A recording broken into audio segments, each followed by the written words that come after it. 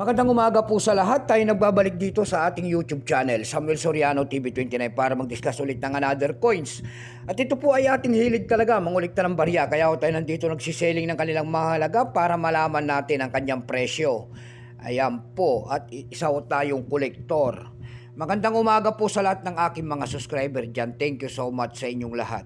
Maraming salamat din po sa nanonood doon sa aking FB page. Thank you so much, Samuel Soriano. Lahat po na nakapalo doon sa aking FB page ay maraming salamat po. Lalong-lalo na yung mga nagsisend ng star sa atin dyan. Thank you so much. Mabuhay po kayong lahat. Yun naman po hindi pa po nakapag-subscribe dito sa aking YouTube channel, anyayaan ko sana kayo. At malaking tulong na po o bagay ang inyong gagawin. Tulad ng pagpindot ng ating subscribe button, like and share, para ma-update ko naman kayo sa mga latest ko pang gagawin mga video po. Babatiin ko lang ang aking mother dyan po sa Dumpay, Basista, Pangasinan po. Lahat po ng Soriano family, ayan. Doon naman po sa Monte, Quezon, Isabela po, ayan. Lahat po ng Pinto family dyan ay mabuhay po kayo lahat. Lahat po ng Ilocano, ayan. Meron na naman tayong pag-uusapang barya, mga sinaunang barya na ang ating pinag-uusapan ngayon. Napakagandang barya. Ayan. Makikita nyo po dyan ang isang imahe ng isang lalaki nakaharap po sa kaliwang kanang bahagi.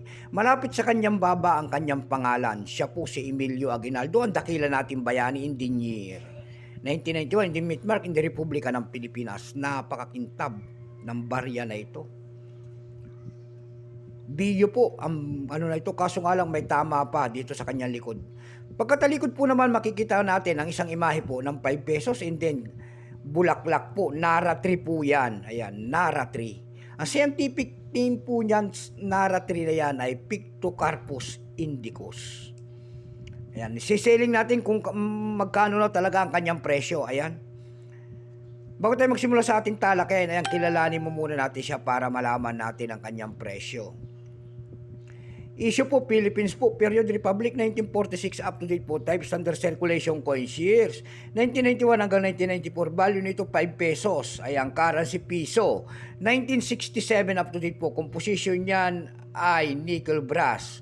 May bigat lamang 9.45 grams, may habang 25.5 mm.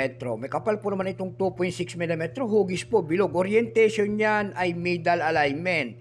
Itinigil naman ang paggamit sa barya ng Pilipinas noong January 2, 1998. Number NDAS 3751. Reference number KM-259. Siya po si Emilio Aguinaldo. Ito pong year 1991, ito po ay 61%. Ayan, wala pa pong may pakita ang ating Bangko Sentral kung ilang piraso ang ginawa sa barya na hawak natin. Pero may price na po yan doon sa ating numista.com. Yung kanyang very fine ay 39 pesos. Extra fine ay 66 pesos na. Yung kanyang almost uncirculated ay 72 pesos. Uncirculated nito ay nagkakalaga po ng 81 pesos. Dako naman tayo sa kanyang presyo. Ayan.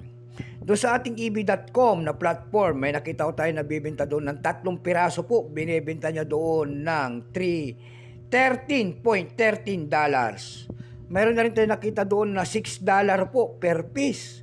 Ang pinaka po doon na may nakita naman tayo doon na 745 pesos. Dako naman tayo sa Carousel PH. Sa Carousel PH naman po, mayroon tayo nakita nagbebenta doon ng 500 pesos.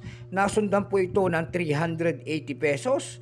And then 300 pesos. Yung pinakamalit po na bintahan doon ay nagkakahalaga po ng 50 pesos.